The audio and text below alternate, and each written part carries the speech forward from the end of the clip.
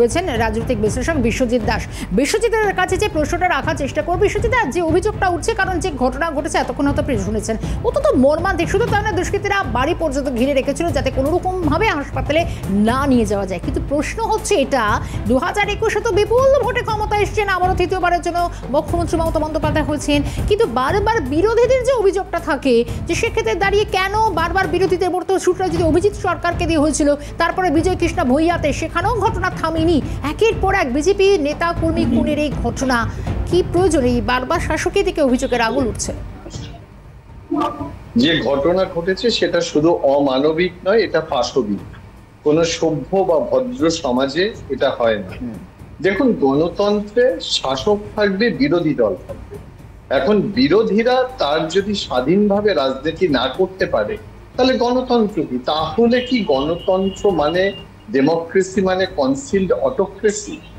একটা জিনিস ভাবতে হবে, যারা এই কাজগুলো করছে তাদেরকে কোন রকম প্রোটেকশন দেওয়া হচ্ছে কি? আজকে যাদেরকে চিহ্নিত করা হচ্ছে, পরিবার যাদের বিরুদ্ধে অভিযোগ করছেন, তাদের দৃষ্টান্তমূলক শাস্তি এবং আইন ব্যবস্থা যদি তাদেরকে শাস্তি না দেয়, তাহলে আমরা যারা সাধারণ মানুষ আছি, শুভবুদ্ধি সম্পন্ন মানুষ আছি, এই সমাজের পরে এই রাজনীতির উপরে একটা ঘৃণা জন্ম নেবে, যা ইতিমধ্যে জন্ম নিয়েছে। দেখুন, ভারতবর্ষ বলুন, পশ্চিমবঙ্গ বলুন, যেখানে যেই শাসক হোক না কেন, তার বিরোধী দলকে যদি সম্মান করতে না পারে, আমি বলছি না যে এটা আইডিয়াল ডেমোক্রেসির একটা ছবি, যে সেখানে রাজনৈতিক ভাবে লড়াই হোক, কিন্তু এই পাশবিক অমানবিক যে দৃষ্টান্ত, এবং ভাবুন বাড়ি ঘিরে রেখেছে, সে যে রাজনৈতিক দলেরই হোক না কেন, এটা কি কখনো সভ্য সমাজে আমরা ভাবতে পারি?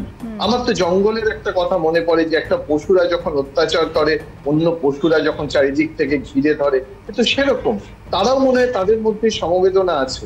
সুতরাং দেখুন, রাজনীতিকে দূরে সরিয়ে দিয়ে মানবিকতাকে গুরুত্ব না দিলে এই সমাজ কি শিখবে?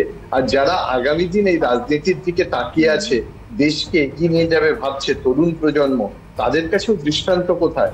কারণ যদি গণতন্ত্রের শাসক বিরোধী সমানভাবে গুরুত্বপূর্ণ না হয়, যদি বিরোধীরা কথা বলতে না পারে, শাসক যদি তার কথা যুক্তি দিয়ে বোঝাতে না পারে, তাহলে সেই গণতন্ত্র কিন্তু কখনোই কাম্য না।